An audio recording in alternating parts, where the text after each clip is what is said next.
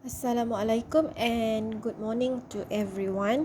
Still under linear independence. So this is another example. So the question asks whether this set for this vector v1, v2, v3 and v4, whether it is linearly dependent or linearly independent. So kalau linearly dependent or linearly independent, okay, selalunya V ini mesti nilai dia 0. Then, only then baru kita boleh tahu dia sama ada linearly dependent or linearly independent. So, that's why dekat sini for the V value is 0. Okay? So, we have V1, V2, V3 and V4. So, remember before the V1, V2, V3 or V4, we must have the coefficient, or we can say scalar, or we can say constant. Okay, then we make it in the form of linear system. Okay, for A1 semua dekat at the first column, A2 at the second column, and so on. Okay, then after this we must make it in the augmented matrix. Okay, so it is in the form of augmented matrix. So after we have the augmented matrix, okay, you can solve it until it is in the form of RREF or REF. Okay. Okay, first of all, I want to tell you that if you want to solve the ERO for this augmented matrix, okay, first of all, you must solve it at the first column. Okay. And then second column. And then third column. And the last one is for the fourth column.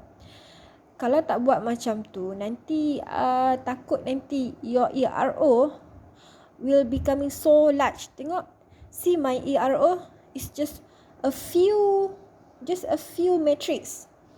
So kalau tak selesaikan column by column, nanti ERO awak ni terlampau banyak. Okay, dalam test, dalam quiz, dalam exam, takut tak sempat settle. Sebab nanti dia terlampau banyak ERO ni. Okay, so just settle one by one.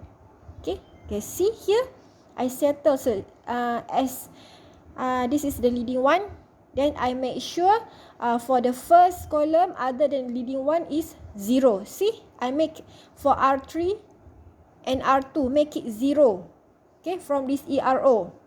Okay, see here what I got for the first column, 0, 0, and this one is 1. Okay, at the second matrix, okay, the ERO, I make it to be 1. Okay, so I settle first for R2 and R3. Okay, R2 and R3. So it become like this one. Okay, -1 and 1. Still, this is not the leading one. There is no leading one. So from here, I make it, I change the row so that this is the leading one. So after I got here the leading one, then I make sure the R1, the row 1, so R1 is for row 1 lah, R3 for row 3 lah, R2 for row 2 lah. Okay, so I make the R1 and R3 becoming 0 from this ERO. Okay, I see here at the last column. Okay, this is the RREF. Okay, in the form of RREF. Why? Because for the leading one, okay, other than the leading one, at its column, everything is 0. Here, see, this is leading one. Everything at the first column is 0 other than the leading one. Same here, other than the leading one, for the second column is 0. See, other than the leading one for the second column is 0. So this one, there is no leading one. So it's okay if it has numbers. If it has values. Okay, so this is RREF. Okay, so after we got here the simplest one, okay, in the form of RREF, we settle it. Okay, so this is A1, this is A2, this is A3, this is A4. So settle it, settle the constant. Okay, from here, see here, this is okay, contoh this from the row 2. This is A2, right? So this is A3, this is A4. So A3 and A4, I bring it to the right. I bring it to the right. Therefore, the negative will be coming positive.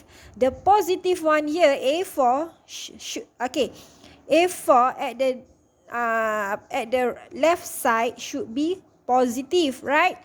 Then, but from here, from this equation, I bring the A4 to the right side. Therefore, it becoming negative. Okay?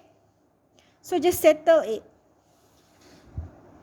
So, we got the values. Okay? We got the values.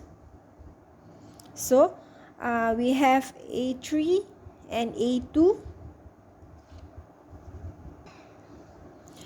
Okay, this one, it was said that if let's say A4 equals to 0, then what will happen? Okay, if this is just if lah, let's say nombor tu berapa. Okay, but the result must be in this form lah. Okay, we must make it, we must declare our A3, A4, you must declare what is the variable. So, R and S, okay, R and S are the real numbers. Okay, dia boleh jadi apa-apa nombor. Okay, maksudnya dekat sini, solution for A1, A2, and then A3 and A4, non-trivial solution. Maksudnya banyak ada solution dia ada banyak. Okay, ataupun kita boleh sebut indefinite many solution. Okay, so bila dia dapat banyak solution and dia bukan nombor kosong kesemuanya, kita tak pasti R dan S ni nombor apa. Yang penting dia adalah real numbers. Okay, dia adalah real numbers. So dia bukan kosong. Dia bukan semuanya kosong. A1, A2, A3 and A4 is not all zeros. Therefore, this is linearly dependent. Okay?